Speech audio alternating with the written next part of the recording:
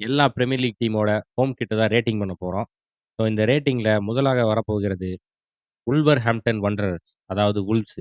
எப்பவுமே இவங்களோட colour combination எனக்கு புடிச்ச காரணத்தினால, சிறப்புங்கிற கேட்டகரியில தூக்கி போட்டு வச்சிருக்கோம். அடுத்தது பிரென்ட்ஃபோர்டு. ஒரு மாரியா இருக்கிற காரணத்தினால நல்லாரி கீழ போட்டு வச்சிருக்கோம். ஃபுல்லமோட கிட் எனக்கு என்னமோ தெரியல, ஏனோ தெரியல. ரொம்ப காலமாவே புடிச்சது கிடையாது. அந்த காரணத்தினால கண்றாவியில தூக்கி போட்டுருக்கோம். அடுத்தது பிரைட்டன்.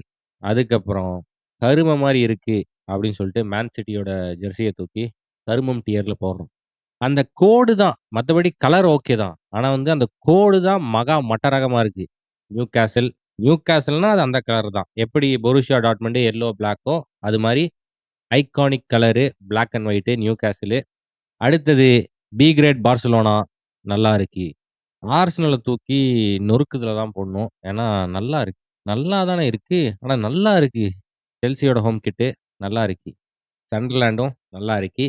வெல்கம் பேக் டூ த பிரீமியர் லீக். அதுக்கப்புறம் 3 டீம ஒரே காயின வச்சு குளோஸ் பண்றேன். Burnley, Aston villa, West Ham நல்லா இருக்கு. எனக்கு என்னமோ தெரியல, ஏதோ தெரியல. இதுல அவ்வளோ பெரிய அபிப்பிராயம் இல்லாத காரணத்தினால கண்றாவியா இருக்குன்னு தூக்கி போட்டுருக்கோம். லிவர்பூல் சிறப்பா தான் இருக்கு. இந்த சீசன்லயே வெடப்பு கிட்டுனா, எனக்கு புடிச்சது லீட்ஸோட ஹோம் கிட் தான். அதுவும் அந்த ரெட் புல்லோட லோகோ சும்மா லட்டு மாரி செட் ஆகுது ப்ரோ. அடுத்தது 2 mid table team. Manchester United, அப்புறம் டாட்னம் ஹாட்ஸ்பர். அடுத்தது நாட்டிங்ஹாம் ஃபாரஸ்ட், எவர்டனு 2 ஜெர்சியுமே அட்டகாசமா இருக்கிற காரணத்தினால தூக்கி டாப்ல போடுறோம். ஆனா, இருக்கிறதுலயே பெஸ்ட் ஹோம் கிட்டு என்ன பொறுத்தளவுக்கு லீட்ஸோடது தான். வெறித்தனமா இருக்கு.